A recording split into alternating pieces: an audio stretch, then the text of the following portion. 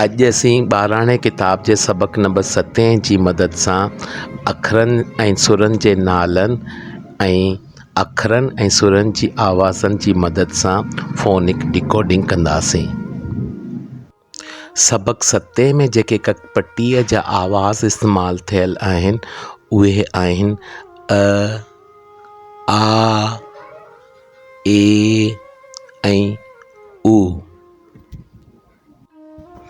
सभ खां पहिरीं नालनि जी मदद सां पे ये पे, रे ज़बर र, पे र।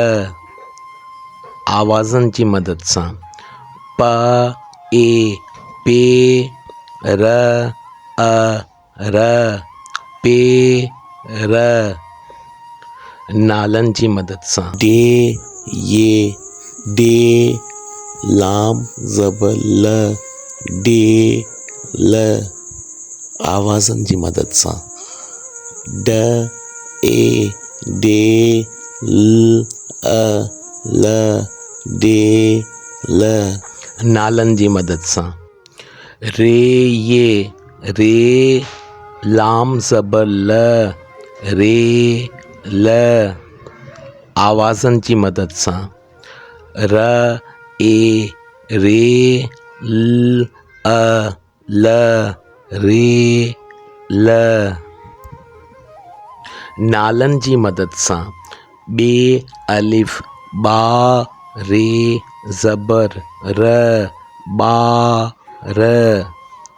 आवाज़नि जी मदद सां ब आ बा, र अ र, बा र।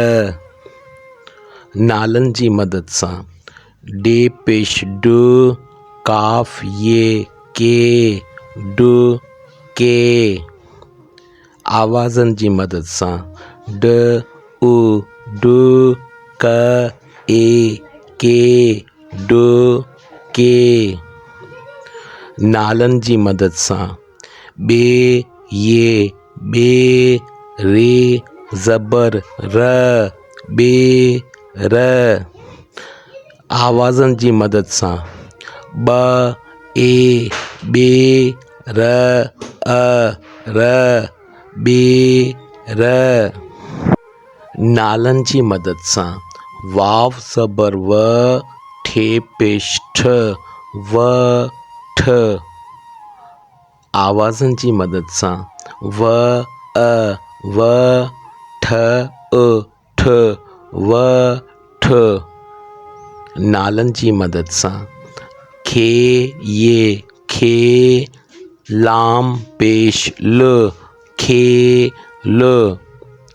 आवाज़नि जी मदद सां ख ए खे, ल उ ल, खे ल।